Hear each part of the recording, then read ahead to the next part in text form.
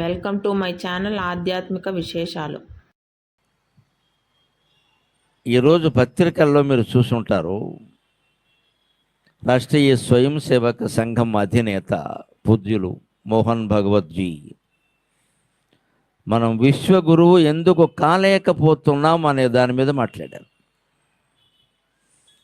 ఒకప్పుడు ఈ దేశం శ్రీకరం, సంపదలకి నిలయం. ఇక్కడ ఎటువంటి సంపదలు ఉండేవి అంటే, మామూలు ఇలాంటి బజార్లో చెప్పులు చీపుళ్ళు అమ్మడం కాదు, రత్నాలు వజ్రాలు అమ్మేవాళ్ళు బజార్లో. ఊరికే కూరగాయలు పోసినట్టే పోసి అందులోంచి మంచి రత్నాలు ఏరుకుని పట్టుకెళ్ళేవాళ్ళు. ఎవరు దొంగతనం చేసేవాళ్ళు కాదు. కూరగాయలు అమ్మినట్టే రత్నాలు అమ్మేవాళ్ళు. అంగళ్ళ రత్నాలు అమ్మినారట ఇచట అని చెప్పారు. కృష్ణదేవరాయల కాలం వరకు జరిగింది ఇది. ఈవేళ పరిస్థితి ఏమిటో మీకు తెలుసు. ఏడాది పాటు విదేశాలు వెళ్ళకండి, ఏడాది పాటు బంగారం కొనకండి, ఏడాది పాటు బండి ఎక్కకండి, ఎక్కితే 2 రెట్ల బండి ఎక్కండి అని చెప్పాల్సి వస్తుంది. ఎందుకని చెప్పాల్సి వస్తుంది? ఒక ప్రధానమంత్రిగా అవస్థ ఎందుకు వచ్చింది? మనలో చాలామందికి వ్యక్తిగత స్వార్థమే తప్ప వ్యవస్థాగతమైన బాధ్యత లేదు. మన దేశంలో ప్రత్యేకించి హిందువుల్లో ఒక లోపం ఏమిటో ముందు మనం ఒప్పుకుందాం, దాన్ని తీర్చిదిద్దుకోవాలి. నాకంటే ముందు వక్తలు మాట్లాడుతూ చాలా ముఖ్యమైన విషయాలు చెప్పారు. మనం ఎవరి స్వార్థం వారు చూసుకోవడం వల్ల చీలిపోయి ఉన్నాం. కానీ ఎవరైనా హిందువుల్ని సంఘటితం చేయగలిగితే ఎంతమంది వస్తారు, ఎంత ఇరుకైనా నిలబడి వింటారు అనడానికి ఈ కుషాయిగూడ సభ ప్రత్యక్ష సాక్ష్యం. ఇంతకంటే ఏం లేదు. ఈ చప్పట్లన్నీ ఇంటికి వెళ్ళగానే దుప్పట్లు అయిపోతాయి మొత్తం. చప్పట్లు ఎందుకు కొట్టామంటే కొట్టాం, ఫోటో తీస్తున్నారు కొట్టాం.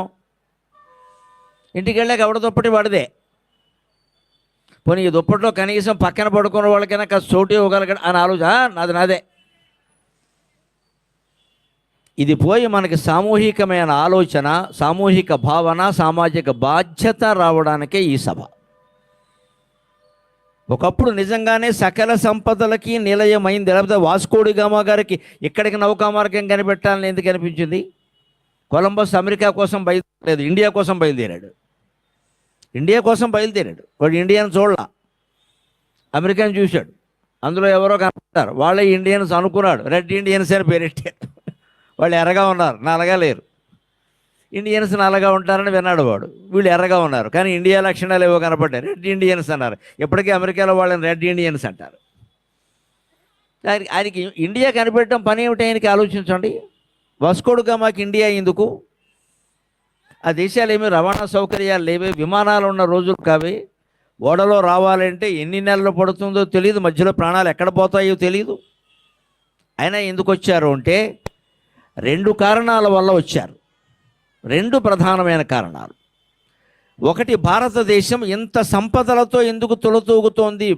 బజార్లో రత్నాలు వజ్రాలు పారపోసి అమ్ముతున్నా సరే ఎవడు దొంగతనం ఎందుకు చేయడం లేదు? అసలు ఇన్ని రత్నాలు వజ్రాలు వీళ్ళకి ఎలా వచ్చాయి? ఒకటి. రెండోది, అలా బహిరంగ మార్కెట్లో ఊరికే కూరగాయలు, బెండకాయలు, బీరకాయలు పోసినట్టుగా రత్నాలు వజ్రాలు పోసి అమ్ముతున్నా సరే ఎవడికి దొంగతనం చేయిద్దామని ఎందుకు అనిపించట్లా? ఈ 2 రహస్యాలు కనుక్కోవడానికే యావత్ విదేశీయులు, అనేక రకాల చరిత్రకారులు, యాత్రికులు అందరూ ఈ దేశానికి వచ్చారు. ఈవేళ ఈ దేశంలో ఈ 2 కష్టమే. బజార్లో రత్నాలు పోసి అమ్మడం కష్టమే. ఇంట్లో మంగళసూత్రం వేసుకుందుకే ఆడాళ్ళు భయపడి చచ్చిపోతున్నారు. పని మనుషుల కింద ఇప్పుడు నేపాలీ వాళ్ళని మానేసి తెలంగాణ వాళ్ళనే పెట్టుకోవడం మొదలెట్టారు. మళ్ళీ ఎందుకైనా మంచిదే. ఇంట్లోనే మంగళసూత్రాలు వేసుకొని ఉండలేకపోతున్నారు ఈవేళ. ఇక దొంగతనం అంటారా? చెప్పక్కర్లేదు. ఇంకా పిన్నీసులు కూడా పోతాయి. చోరాయి షష్ఫలాభాయ అంటారు సంస్కృతంలో. చోరుడు గడ్డి పరకు దొరికినా లాభమేడు, ఎందుకంటే వాడిది కాదుగా, అంతే. ఈ స్థితి నుంచి ఆ స్థితి నుంచి ఈ స్థితికి రావడానికి కారణం ఏమిటంటే, జగత్తునంతటినీ వశీకరణ చేసుకున్న దేశం. ఈవేళ మన పిల్లల్ని మనం విదేశాలకు పంపిస్తున్నాం. మనం ఉద్యోగానికి కాదు, చదువుకోవడానికి కూడా. ఆ పాడు చదువులు మన దగ్గర లేకుండా పోయి మన వ్యవస్థ మీద మనకు నమ్మకం పోయింది. ఎందుకు పోయింది? నీ స్వార్థం నీది, నా స్వార్థం నాది. ఈ వ్యవస్థ మొత్తం పాడైపోయింది. నీ పిల్లాడు బాగుంటే నీకు చాలు, నా పిల్లాడు బాగుంటే నాకు చాలు. దేశం బాగుండాలని ఎవరికీ లేదు. అందుకే ప్రభుత్వ పాఠశాలలను కానీ, ప్రభుత్వ వైద్యశాలలను కానీ, ప్రభుత్వానికి సంబంధించిన ఏది కానీ మనం బాగు చేద్దామని అనుకోం. పైగా మన ఆలోచనలు ఎంత గొప్పగా ఉంటాయంటే, మన ట్యాంక్ బండి మీద చూశారు కదా, ఐపీఎల్ మ్యాచ్లో ఎవరో ఎగ్గారట. అందుకని దారిపోయే బస్సులన్నీ ఆపి అద్దాలు పగల కొట్టారు. అది మన అభిమానం. ఎంత గొప్ప అభిమానమో. మనం బీటెక్లో ఎంటెక్లో చదువుకున్నదంటే ఇందుకు. ఎవరో ప్రైవేటు కార్లు పెడుతుంటే వాళ్ళని ఆపి వాళ్ళ కారు బాయినట్టు మీదకి ఎక్కి డ్యాన్స్ చేశారు. అదే జపాన్ దేశంలో అవే మ్యాచ్లు అదే రకంగా జరిగితే వాళ్ళు ఎప్పుడూ ఆ స్టేడియం ఆట అయిపోయిన వెంటనే ఎవరు ఓడిపోయారు, ఎవరు గెలిచారనే దాంతో నిమిత్తం లేకుండా రెండు పక్కల ఉండే అభిమాన సంఘాలు వచ్చి స్టేడియం అంతా ఒక కాగితం ముక్క లేకుండా పరిశుద్ధం చేస్తాయి. అది జపాన్ నాగరికత, అది జపాన్ నాగరికత. మనం ఇవాళ అది నేర్చుకోవాలి. రోడ్ల మీద తాగేసి గంతులు వేయడం కాదు ఇక్కడ. ఇవాళ అదృష్టవశాత్తు చాలామంది యువతరం మహిళలు నా మాటలు వింటున్నారని నాకు తెలిసింది కాబట్టి, యువతరం మహిళలు ఎక్కువ మంది ఇక్కడ కనపడుతున్నారు కాబట్టి, ముద్దు వచ్చినప్పుడే సంకెక్కమని చెప్పారు కాబట్టి నేను చెప్పదలుచుకున్న మాటలన్నీ ఇప్పుడు చెప్పేస్తాను గట్టిగా, మొహమాటం లేకుండా. మళ్ళీ దొరకరో. మళ్ళీ 1 గంట అయితే ఈ బ్యాచ్ ఎక్కడ ఉంటారో తెలియదు. ఇవాళంటే కాషాయం కండో వేసేసారు కానీ అర్ధరాత్రి 1 గంట అయితే ఈ బ్యాచ్ ఎక్కడ ఉంటారో తెలియదు. లేదా మద్యం మీద ప్రభుత్వానికి అంత ఆదాయం ఎలా వస్తుంది? మనం అంతా పవిత్రంగా ఉంటే మనం ఎలాంటి వాళ్ళమో తెలుస్తూనే ఉంది. ఈ కాసేపే కాషాయం కండువా, తర్వాత కాషాయమే. మళ్ళీ 1 గంట అయిందంటే ఎవడు బ్యాచ్ వాడిది. లేకపోతే అంత ఆదాయం ఎలా వస్తుందండి? 25,000 కోట్లు, 30,000 కోట్లు. అందుకని మళ్ళీ మీరు ఇక్కడి నుంచి వెళ్లకుండానే నాకున్న గంట సమయంలోనే మంచి మాటలన్నీ చెప్పేస్తే ఆ పుణ్యం ఏదో నాకు దక్కుతుంది, మీరు చేసినా చేయకపోయినా. ఆముక్తమాల్యద కావ్యంలో కృష్ణదేవరాయలు ఒక మాట అంటాడు, ఎప్పుడు వెనకపోయినా సరే మంచి మాట చెప్పమన్నాడు. వెనకొన్నను భూతకితంబు కోరి ఆచరించడు మాటకు దేవతలైన స్పందింతురు కదా అన్నాడు. భూతకితంబు కోరి ఉచ్చరించడు మాటకు ఈశ్వరుడైన మెచ్చును కదా అంటాడు. సకల జనహితాన్ని కోరిన ఒక మాట చెబితే దానికి ఎవ్వరూ పాటించకపోయినా భగవంతుడు మెచ్చుకుంటాడు, ఆంజనేయ స్వామి మెచ్చుకుంటాడు. ఏమి ఇబ్బంది ఏమీ లేదు ఇక్కడ. ఆంజనేయుడు మెచ్చుకుంటాడు, నా సన్నిధిలో గొప్ప మాటలు చెప్పేవారు ఆయన. అందుకని ముందు మనం నేర్చుకోవలసింది ఏమిటి అంటే ధర్మం. అదే నైతికమైన విలువ. విదేశీ చరిత్రకారులు వచ్చి ఇక్కడ మనుషులను చూసి ఆశ్చర్యపడి చరిత్రలు రాశారు. ధర్మం మర్చిపోయాం మనం, అందుకే ధనం కూడా లేకుండా పోయింది. ధర్మం లేని చోట ధనం ఉండదండి, అనుమానమే లేదు. లక్ష్మీదేవి ధర్మపక్షపాతి తప్ప మీరు ముగ్గులేస్తేనో దీపాలు పెడితేనో లక్ష్మీదేవి వస్తుందనుకోవడం పొరపాటు. ధర్మరాజుకి అడవులకు వెళ్ళే యోగం పట్టినప్పుడు లక్ష్మీదేవి శనిదేవత ఇద్దరూ దెబ్బలాడుకుంటారు. వాళ్ళిద్దరూ అప్పచెల్లెళ్ళు. అది హిందూ పురాణాల రహస్యం. ఇద్దరు ఒక్కచోటే పుట్టారు పాలసముద్రంలో. క్షీరసాగర మథనం జరుగుతుంటే ఇద్దరూ పుట్టారు, లక్ష్మీదేవి జ్యేష్ఠాదేవి. జ్యేష్ఠాదేవి అంటే పెద్దమ్మ. పెద్దమ్మ అంటే తెలుసు అందరికీ. ఇక్కడ శనిదేవత పెద్దమ్మ నెత్తిమీ కూర్చుంది, అందుకే బెట్టింగ్ అడిగాడంటారు. చిన్నమ్మ అంటే లక్ష్మీదేవి. ఎందుకే పేరు వచ్చిందంటే జ్యేష్ఠాదేవి ముందు పుట్టింది, లక్ష్మీదేవి వెనకాల పుట్టింది. అందుకే యువతరం గమనించాలి, ఏదన్నా చూడగానే మనలో వచ్చేటువంటి మొదటి ఆలోచన ఉంది, అది శనిగొట్టే ఆలోచన. కాస్త ఆగి ఆలోచిస్తే అది మంచి ఆలోచన, అది లెక్క. మనం ఎవరూ ఆలోచించాం. అక్కడెక్కడో మార్కెట్లో సీసా కనపడుతుంది, ఏసేయ్ అంటాడంతే వీడు, అదే ఆలోచన. మళ్ళీ దొరకదో ఏసేయ్ అంటాడంతే. కానీ ఇప్పుడు ఈ సీసా తాగితే నాకేమవుతుంది, నా పిల్లలు ఏమవుతారు, ఇంటికి వెళితే ఎలా ఉంటాను నేను అని కొంచెం ఆలోచిస్తే ఆ సీసా కేసు చూడడం. శ్రీనాథుడు రాసిన శేషపద్యం చదువుకుని సుఖంగా ఉంటాడు. ఆగి ఆలోచించడానికి వెంటనే అమలు చేయడానికి తేడా అది. నువ్వు వెంటనే ఆలోచనను అమలు చేసావంటే శనిగొట్టే ఆలోచన అది. కాస్త ఆలోచించి ముందు వెనక ఆలోచించి నిలదొక్కుని ఆలోచించామంటే లక్ష్మీప్రదమైన ఆలోచన. అందుకే పాలసముద్రంలో శనిదేవత ముందు పుట్టింది, లక్ష్మీదేవి తర్వాత పుట్టింది. నీ మనస్సు పాలసముద్రం అంటే ఎక్కడ లేదు. ఇక్కడ క్యాన్లు వేసుకుని వెళ్ళిపోకండి పాలు తెచ్చుకుందామని, ఎక్కడ లేదు. ఎందుకు చెప్తారు అలాగంటే నీ మనస్సు పాలసముద్రం, దాన్ని మధిస్తే అందులోంచే అమృతం పుడుతుంది, అందులోంచే విషం పుడుతుంది, అందులోంచే కల్పవృక్షాలు, కామధేనువులు, మంచి ఆలోచనలు, చెడ్డ ఆలోచనలు అన్నీ అందులోంచే పుడతాయి. అందుకే కల్పవృక్షం, కామధేనువు, లక్ష్మీదేవి, శనిదేవత, విషము, అమృతం అన్నీ పాలసముద్రంలో పుట్టే దాని రహస్యం ఇది. పురాణాలను ఎప్పుడు అలా అర్థం చేసుకోవాలి కానీ పాలసముద్రం అని ఒకటి ఉందిట అని చెప్పి కుషాయిగూడ నుంచి 600 మంది బస్సు చేసుకు బయలుదేరకూడదు. ఇక్కడ దాన్ని చూసేద్దాం, దాంట్లో మునిగేద్దాం, అది ఉండదు. ఒకవేళ నువ్వు వెళ్ళి మునిగినా చీమలు పడతాయి, నీకేం రావు. ఇక్కడ పురాణాలు చెప్పే ఉద్దేశం అది కాదు. పురాణాలు ఎప్పుడు సింబాలిక్గా ఉంటాయి, తాత్వికంగా ఉంటాయి. దాని వెనకాల ఒక మార్మికమైన కథ ఉంటుంది. ఆ కథ తత్వం నువ్వు గ్రహించడం ముఖ్యం తప్ప పాలసముద్రం ఎక్కడుందని అడగకూడదు. ఎక్కడా లేదు, ఇది ఎక్కడా ఉండదు. అది మనిషి మనస్సే పాల సముద్రం. దాన్ని మతిస్తే మంచి పుడుతుంది, చెడ్డ పుడుతుంది. ఎందుకంటే క్షీరసాగర మథనం కథ మీరు వినుంటారు చాలామంది. అందులో అమృతం పుట్టింది, విషం పుట్టింది, ఉచ్చేశ్రవం లాంటి గుర్రం పుట్టింది, ఏనుగు పుట్టింది, అప్సరసలు పుట్టారు, మంచి పుట్టాయి, చెడ్డ పుట్టాయి. ఇగో లక్ష్మీదేవి పుట్టింది, అంతకంటే ముందే శనిదేవత పుట్టింది. అంచేత నీ మనస్సులోంచి మంచి చెడ్డ రెండు వస్తాయి. దాన్ని ధర్మం అనేటువంటి కొలతతో తొలతూచి ధర్మానికి నువ్వు ఓటు వేయాలి ఖచ్చితంగా. ఆ ధర్మం అనే మాట కోసమే, దీనికి హిందువులందరూ భారతీయులందరూ కట్టుబడి ఉంటారనేటువంటి నమ్మకం కోసమే ఈ అంగళ్ళ రతనాలు అమ్ముతున్నా సరే ఎవరూ దొంగిలించకుండా ఉండడం అనేటువంటి దృశ్యాన్ని చూడడం కోసమే ఇతర దేశీయులు, హ్యూయన్ సాంగ్ లాంటి చరిత్రకారులు, పాకియాన్ లాంటి వాళ్ళు ఇక్కడికి వచ్చారు. ఎలా ఉంటుంది ఈ ధర్మం, ఎందుకు ఉంటుంది అని. ఆ ధర్మమే దేశాన్ని రక్షించింది అప్పటి నుంచి ఇప్పటి వరకు కూడా. ధర్మం అనే శబ్దమే చాలా గొప్పది. మీకు ప్రత్యక్షమైన ఉదాహరణ ఉంటుంది. సర్వేపల్లి రాధాకృష్ణ గారి జీవిత చరిత్రలో పరమ చమత్కారంగా ఉంటుంది ఆ ఘట్టం. ఆయన రాష్ట్రపతిగా ఉన్నాడు 62లో. చైనా వాడితో యుద్ధం వచ్చింది మనకి 1962. చైనా వాడితో యుద్ధం వచ్చింది. చైనా చాలా పెద్ద దేశం, ఆర్థికంగా, ఆధునికంగా, ఆయుధపరంగా అన్నిటా కొంచెం మనకంటే ముందే ఉంటుంది. దాంట్లో ఆశ్చర్యం ఏం లేదు. అది పెద్ద దేశం, మనం అంగీకరించాలి. పాకిస్తాన్తో అయితే మనం తట్టుకోవచ్చు. అమెరికా, చైనా అంటే కష్టమే, కొంచెం ఆలోచించాలి. వచ్చింది, యుద్ధం వచ్చింది. ముమ్మరంగా జరిగిపోతుంది. జరుగుతోంది, భారీగా జరుగుతోంది. అందరు అంచనాలు వేరుగా ఉన్నాయి. చైనా ముందు భారత్ ఏం నిలబడుతుంది అనుకున్నారు. అప్పుడు కెనడీ అమెరికా అధ్యక్షుడిగా ఉండేవాడు.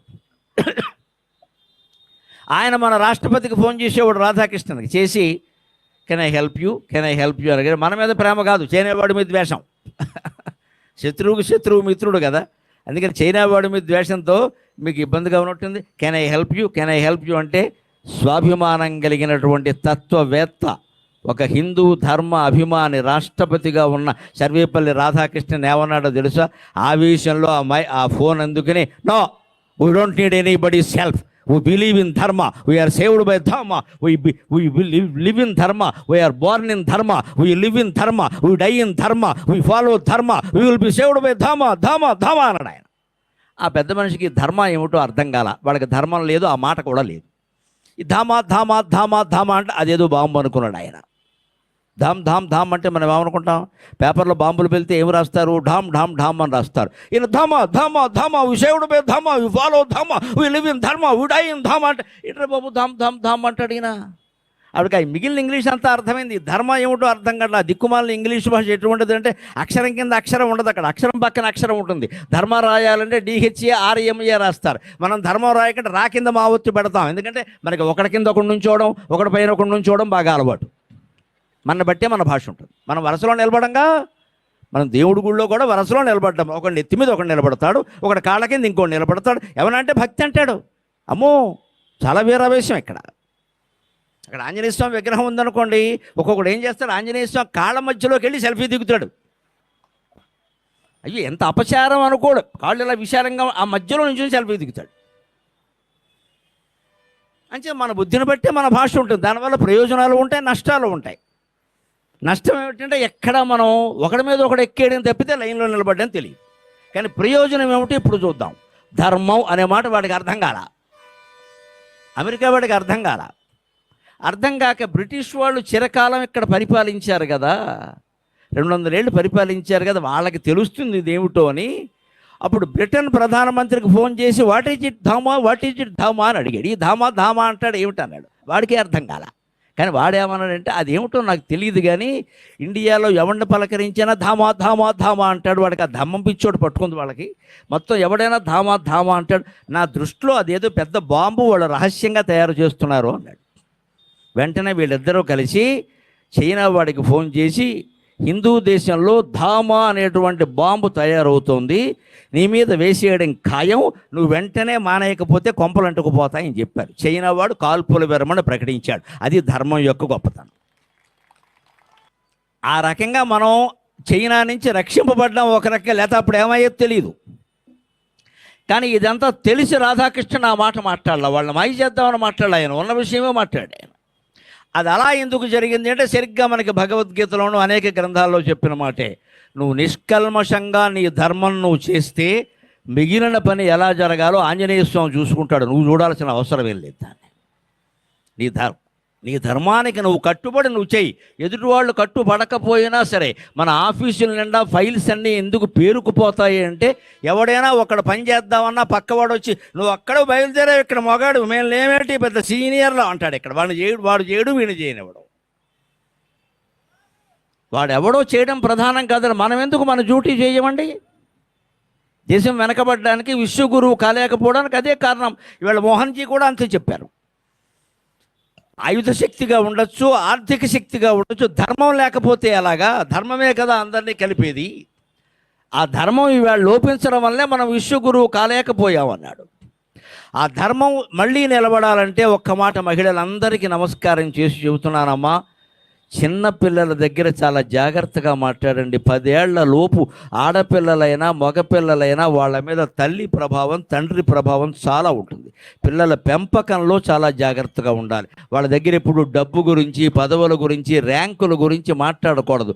నీతి, నియమం, ధర్మం అనేవే మాట్లాడాలి. దానికి ఉదాహరణ ఏమిటో తెలుసా మీకు? ధర్మరాజు యక్ష ప్రశ్నల దగ్గర 4 అన్నదమ్ములు చనిపోయి పడిపోయి ఉంటే యక్షుడు కనిపించి, నేను ప్రశ్నలు వేస్తాను, నువ్వు జవాబు చెప్పవాయా? అన్ని ప్రశ్నలకి జవాబు చెబితే ఇందులో ఒకడిని బతికిస్తానన్నాడు. అందరినీ కాదు, ఒకడిని. 4 తమ్ముళ్ళ శవాలు ఎదురుగా పెట్టుకుని ధర్మరాజు 1 కాదు, 2 కాదు, 3 కాదు, ఆ 3 వరుసగా వేయండి. 1 కాదు, 2 కాదు, 3 కాదు, ఆ 3 అంకెలు వరుసగా వేయండి. 1, 2, 3 123 ప్రశ్నలకి జవాబులు చెప్పాడు. నేను భారతంలో లెక్కపెట్టి చెబుతున్నా. యక్ష ప్రశ్నలో 123 క్వశ్చన్స్, 123 ప్రశ్నలు. నిలబడి, నీళ్లలో నిలబడి 4 తమ్ముళ్ళ శవాలు ఎదురుగా ఉంటే. ఈవేళ మన యువతి యువకులు ఎలా ఉన్నారు అంటే, పరీక్ష ఫలితాలు రాగానే 10 ఆత్మహత్యలు ఖాయం. అంత బలహీనపడ్డారు యువతలు ఈవేళ. ఆవేళ ధర్మరాజు ఆ పని చేసినప్పుడు ఏం 90 ఏళ్లవాడు 70 ఏళ్లవాడు కాదు, 30 ఏళ్లవాడే. ఆయన వయస్సు అప్పుడు 32 ఏళ్ళు. అరణ్యవాస కాలం నాడు 35, 36 ఏళ్ళు అంతే. ఆయనకంటే ఏడాది తక్కువ వాళ్ళు మిగిలిన వాళ్ళందరూ. ఆయన వయసు యవ్వనమే, 40 ఏళ్ల లోపే.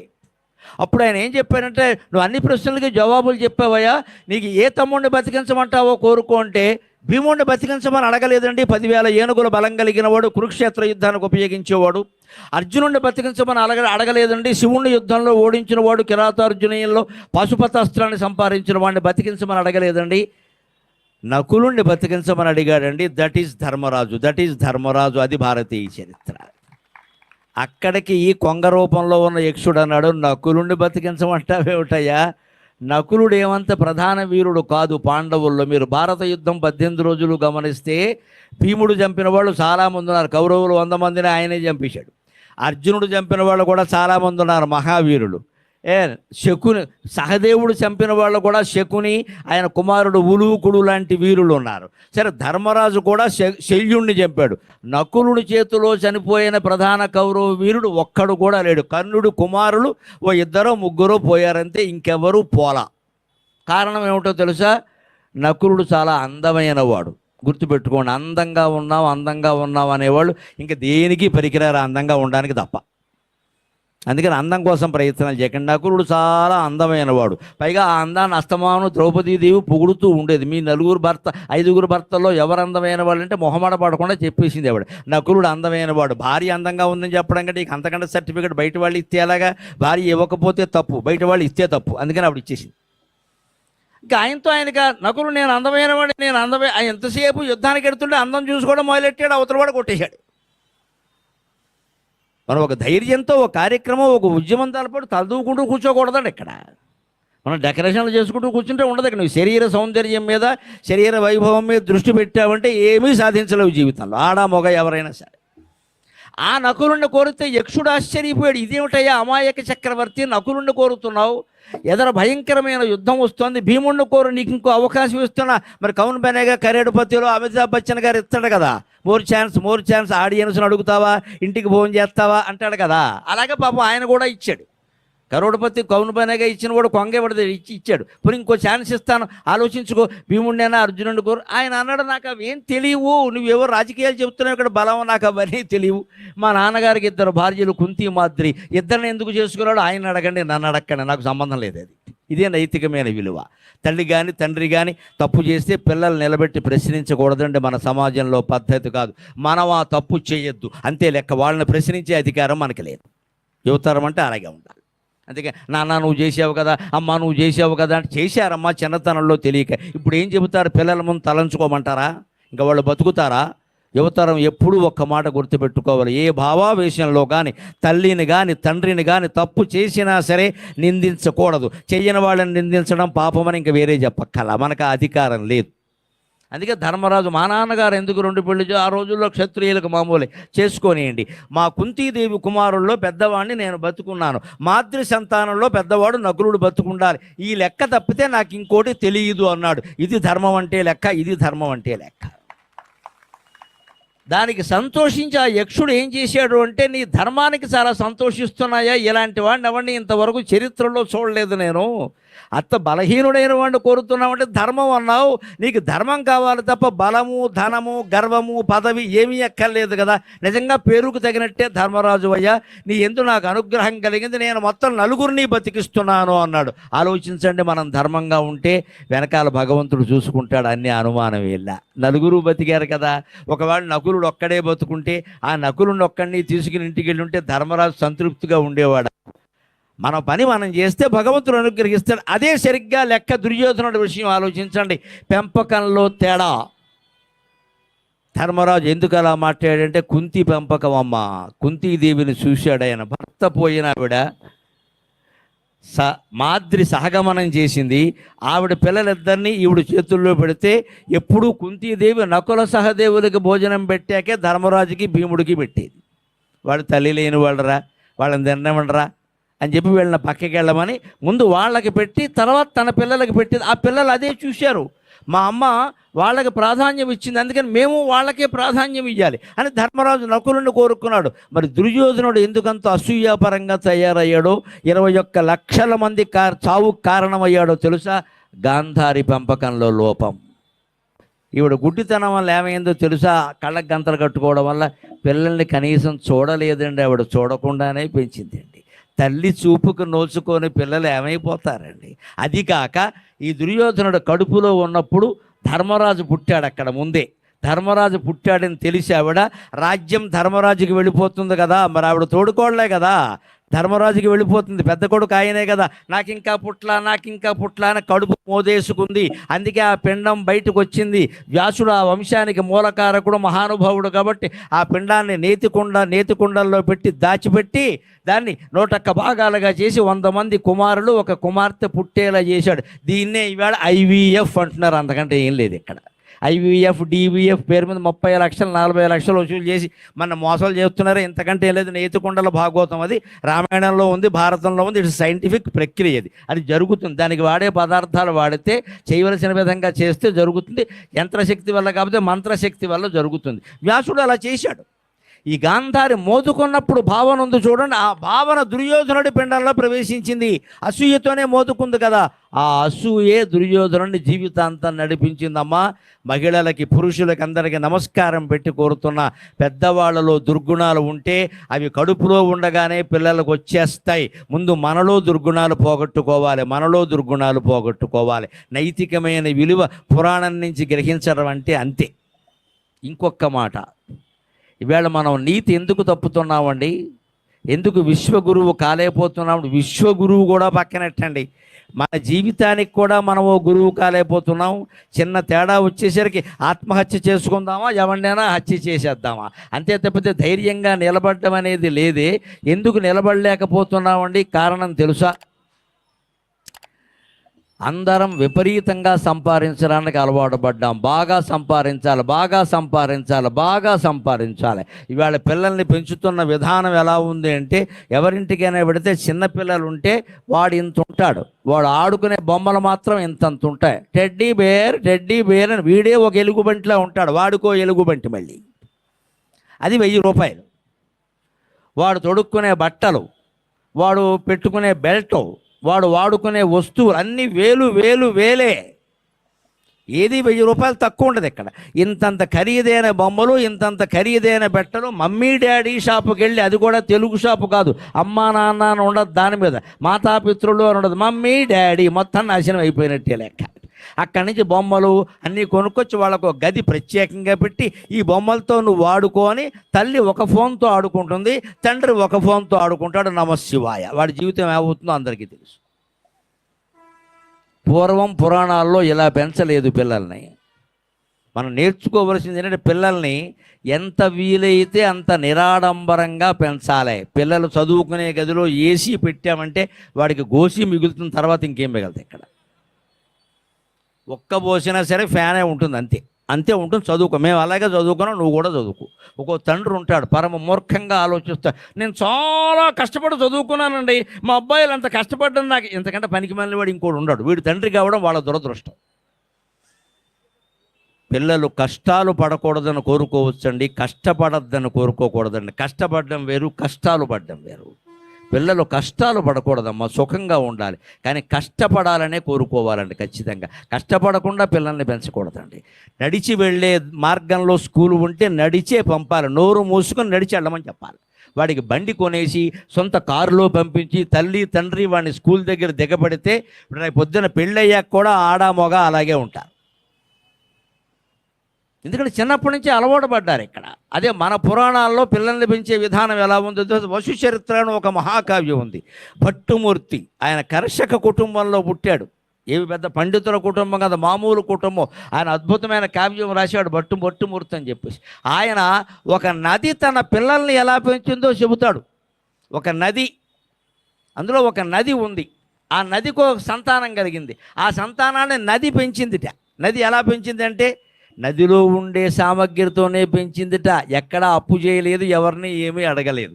జలకములార్చి పండు జలజచ్చద పాళిక గప్పి, జలకములార్చి పండు జలజచ్చద పాళిక గప్పి, తమ్మి సంకుల తెలితే నెలుగులిడి, తమ్మి సంకుల తెలితే నెలుగులిడి, కృందరగల్ కదలించు కల్వ తొట్టెలల కుమారు కూతును ఘటించి భజించు నదీలలామా, జలకములార్చి పాండు జలజచ్చద పాళిక గప్పి, తమ్మి సంకుల తెలితే నెలుగులిడి, కృందరగల్ కదలించు కల్వ తొట్టెలల కుమారు కూతును ఘటించి భజించు నదీలలామ, కోమల కుముదాగతాళికుల మంజురవంబున జొలవాడుచున్ జలకములార్చి.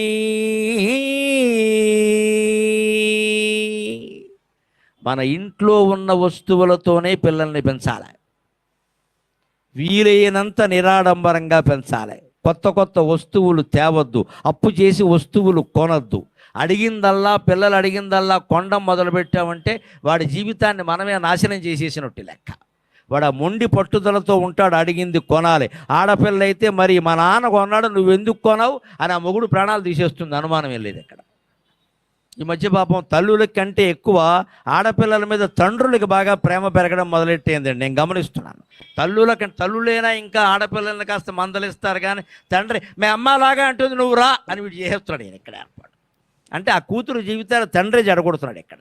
పైగా అది నా కూతురు, ఆ సంగతి అందరికీ తెలుసు, నువ్వు చెప్పక్కర్లేదు ఇక్కడ.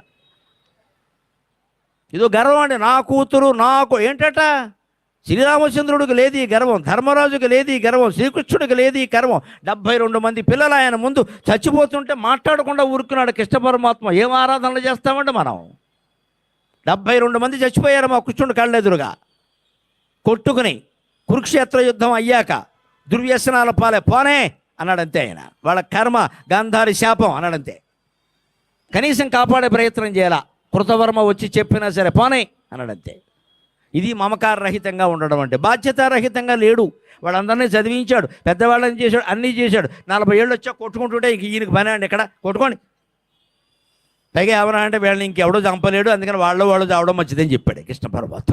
వీళ్ళని ఇంకెవరూ చంపలేరు, వాళ్ళు చాలా బలవంతులు, వాళ్ళు పోవాల్సిందే. అలాగా ఈయన హాయిగా చెట్టు కింద కూర్చొని ఫ్లూట్ కచేరీ చేసుకున్నాడు అంతే. అలాగా అది కృష్ణ పరమాత్మ. కృష్ణుడికి దండం పెడతాం, కృష్ణుడి నుంచి ఏం నేర్చుకోం మనం ఇక్కడ. ఏమైనా నేర్చుకుంటే ఎవరికైనా 2 పిల్లలు ఉంటే ఎందుకు చేసుకున్నారు అంటే కృష్ణుడు అంటాడు. కృష్ణుడు నీకు ఇక్కడ దొరికాడా? కృష్ణుడు చేసినవు నువ్వు చేసావా? కృష్ణుడు గోవర్ధన పర్వతం ఎత్తాడు, నువ్వు గడకర ఎత్తలేకపోతున్నావు ఇక్కడ. నువ్వు ఈ 2వ పెళ్లి చేసుకుని 3వ పెళ్లి చేసుకుని కృష్ణుడు ఆదర్శమా నీకు ఇక్కడ? కృష్ణుడు కుచేలుడికి సంపద అంతా ధారపోసావు, నువ్వేం చేశావు? బెట్టింగ్ యాప్లో పెట్టి మొత్తం కోల్పోయావు. నీ కృష్ణుడు ఆదర్శం ఇక్కడ. ఒక పేద మిత్రుడిని ఆదుకున్నావా? ఏమన్నా రాక్షసులను ఏమైనా సంహారం చేసావా? ధర్మం కోసం ఏమైనా పాటుపడ్డావు? ఏం లేదు. బెట్టింగ్ యాప్లు ఆడడమను, ఏదో సంబంధాలన్నీ పెట్టుకోవడం కృష్ణుడు ఆడడం ఇక్కడ. అదే అండి దేవతల నుంచి మనం గ్రహించాల్సింది. అది కాదు, ఒక నది పిల్లల్ని పెంచితే బయటికి వెళ్ళలేదుట, జలకములార్చి బిడ్డకి స్నానం చేయించాలి కదండి అనుకుందిట. నేనే నదిని, మళ్ళీ నీళ్ల కోసం ఎక్కడికి వెడతాం? తన నీళ్లలోనే స్నానం చేయించిందిట. పండు జలజచ్చద పాళిక గప్పి, తర్వాత తువ్వాలు పెట్టి తుడుస్తారు కదా, పాండు జలజచ్చద పాళిక గప్పి, తెల్ల తామర పువ్వు రేకులతో బిడ్డ ఒళ్ళు తుడిచిందిట. అందుకని టర్కీ టవల్ కోసం మమ్మీ డాడీ షాప్కి వెళ్ళలేదు ఈవిడ. ఇంకా కడుపుతో ఉండగానే 16 సామాన్లు కొని తెచ్చి ఇంట్లో పెట్టేస్తున్నారు. ఎక్కడ ఏ లోటు రావద్దు, ఏ లోటు రావద్దు. కొన్ని లోటు అవుతాయని, అవి లోటుగానే ఉంటాయని, బహుశా ఆ లోటు జీవితాంతం తీర్చలేవని, అలా లోటు అవ్వడం కూడా ఒక అందమేనని మనుషులందరికీ తెలవాలండి. అప్పుడే సంసారాలు బాగుంటాయి, అప్పుడే సంసారాలు బాగుంటాయి. లోటు లేకుండా చేద్దాం అనుకోకుండా, లోటు అనేది ఒకటి ఉంటుందని తెలియాలి. మీరు ఏం చేసినా ఎన్నైనా లోటు పూడ్చగలరేమో. నిన్నగాక మొన్న వెళ్ళిపోయిన పున్నమి నాటి చందమామలో ఉండే మత్స్యను మీరు పూడ్చగలరా అండి? ఆ మత్స్యే చందమామకు అందం. దాంతోనే దాన్ని చూడాలి. చందమామలో మట్టి వేసుకెళ్ళి గమేళాలతో మట్టి పెట్టుకెళ్ళి చందమామలో బారేసి దాన్ని పూడి చేద్దామని చూడకూడదు. అది నీ వల్ల అయ్యేది కాదు. అది చందమామకి ఏమిటి అందం అంటే మత్స్య అందం. మన ఇళ్లలో ఏమిటి అందం అంటే లోటే అందం. ఖచ్చితంగా కొన్ని లోటే ఉండాలి, కొన్ని ఉండవు అని ఉండవని చెప్పాలి ఖచ్చితంగా. అందుకని నది ఎక్కడికి వెళ్ళ, ఒక తువ్వాలతో తుడవాలి అంటే తెల్ల తామరపూ రేకులు తెచ్చి బిడ్డ ఒళ్ళంతా తుడిచింది. తామరపూ రేకులు నదిలో ఉంటాయి కదా. పండు జలజచ్చద పాళిక గప్పి, వాటితోనే కాస్త పెద్ద రేకులు తీసి పడుకోబెట్టి దుప్పటి కింద కప్పిందిట. పెద్ద రేకులు తీసుకొచ్చి అప్పుడు స్నానం చేయగానే బిడ్డకి ఆకలి అవుతుంది కదా. తమ్మి శంకుల తెలితేనే లుగ్గులిడి, ఆ కలువ పువ్వు రేకుల్లోనూ తామర పువ్వు రేకుల్లో కొన్ని ఇలా సన్నగా ఉండేవి తీసి వాటిని ఉగ్గు గిన్నెలా చేసి, ఆ తామర పువ్వుల్లో కలువ పువ్వుల్లో ఉండే తేనె తీసి ఉగ్గు రూపంలో తాగించింది. ఆ తేనె ఆ నదిలోనే ఉంది, ఆ పువ్వులు ఆ నదిలోనే ఉన్నాయి, ఆ నీళ్లు ఆ నదిలోనే ఉన్నాయి. తమ్మి శంకుల తెలితేనే లుగ్గులిడి.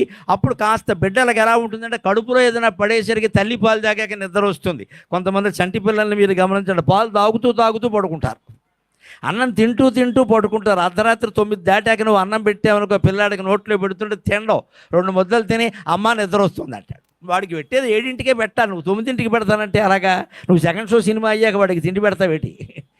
వాడికి నిద్ర వస్తుంది. అందుకని పడుకుంటాడు. పడుకుంటూ వెంటనే మరి పడుకుంటే పక్క ఉండాలి కదా, మరి ఉయ్యాల ఊపాలి కదా. కృందరగల్ కదలించు కల్వ తొట్టెలల కుమారు కూతును ఘటించి భజించు నదీలలామా. ఆ కలువ పూలు తామర పూలు వికసించిన ఉన్నాయి కదా, వాటి తొట్టెల్లా ఉంటాయి, లోపల పెద్దవిగా ఉంటాయి. పసిబిడ్డే కదా. ఈ పసిబిడ్డని, గిరికాదేవి అనే పసిబిడ్డను అందులో పడుకోబెట్టి ఆ ఉయ్యాల ఊపింది. ఉయ్యాల ఎలా ఊపింది? తరంగాలు కదులుతూ ఉంటే పుష్పాలు పద్మాలు కదులుతాయి కదా, ఆ పద్మాలు కదులుతూ ఉంటే ఉయ్యాల ఊపినట్టే కదా. అయ్యా ఉయ్యాల ఊపేందులో ఇప్పుడు బిడ్డకి స్నానం చేయించడం అయింది, దుప్పటి పెట్టి తువ్వాలు పెట్టి తుడవడం అయింది, ఒంటికి వెచ్చగా దుప్పటి కప్పడం అయింది, కాస్త ఉగ్గు పెట్టించడం అయింది, వాడు పడుకుంటే పడుకోబెట్టి ఊపడం కూడా అయింది. మరి ఇప్పుడు జోలపాట పాడాలి కదండి. నది ఎలా జోలపాడుతుంది? అపారమైన తెలుగు కవి కృష్ణదేవరాయల నాటి కవి భట్టుమూర్తి చెబుతున్నాడు, ఇన్ని పనులు ఆవిడ చేసింది కదా, ఆ చివరి పని భగవంతుడు చేసేట సహజంగా. కోమల కుముదాగ తాళికుళ మంజురవంబున జోలవాడుచున్. ఆ పువ్వుల్లో, పద్మాల్లో, కలువ పువ్వుల్లో ఉండే మకరందాన్ని ఆస్వాదించడానికి తుమ్మెదలు వచ్చాయట. ఆ తుమ్మెదలు మకరందం సేవించగానే ఝుమ్మంది నాదం అని ఝుమ్ ఝుమ్ ఝుమ్ అని జంకారం చేస్తుంటే అది ఆ పిల్లకి జోలపాటలా ఉండి నిద్రపోయిందట ఆ పిల్ల. ఇది తెలుగు సాహిత్యం, ఇది తెలుగు సాహిత్యం. ఇందులో ఒక్క వస్తువు బయట నుంచి వచ్చిందండి, ఆలోచించండి. నీళ్ళు అక్కడవే, పక్క అక్కడదే, దుప్పటి అక్కడదే, తువ్వాలు అక్కడదే, పెట్టిన ఉగ్గు అక్కడదే, పాడిన పాట అక్కడదే, ఊపిన ఉయ్యాల అక్కడదే. ఒక్కటి కూడా బయట నుంచి రాలా. నిజంగా మనకి దేశభక్తి ఉంటే మనం ధరించే వస్త్రాలు, మనం ధరించే ఆభరణాలు, మనం వాడే అన్ని వస్తువులు make in India, made in India. ఇక్కడివి మాత్రమే కొనాలి, ఇక్కడివి మాత్రమే కొనాలి.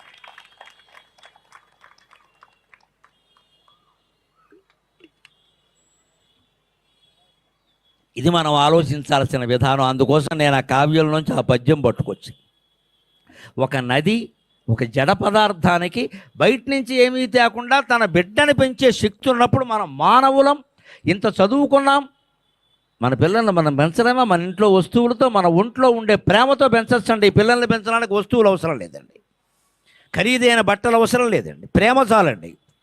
తల్లి ఎప్పుడు వాళ్ళని అంటిపెట్టుకుని ఉంటే పిల్లాడు వేరే ఏమీ కోరుకోడు. కానీ వాడు జరుగుతున్నది ఏమిటంటే ఫస్ట్ బర్త్డే అదో బర్త్డే కూడా పూర్తిగా పలికి సావరు ఇక్కడ. అది ఏ డోయో తెలియదు, బర్త్డే దానికి 10 లక్షలు ఖర్చు, పెద్ద ఫంక్షన్ హాలు.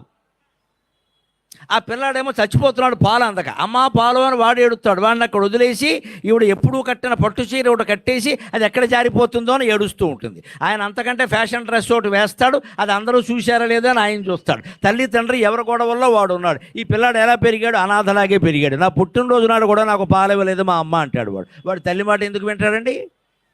మనం ఏం చేస్తున్నాం?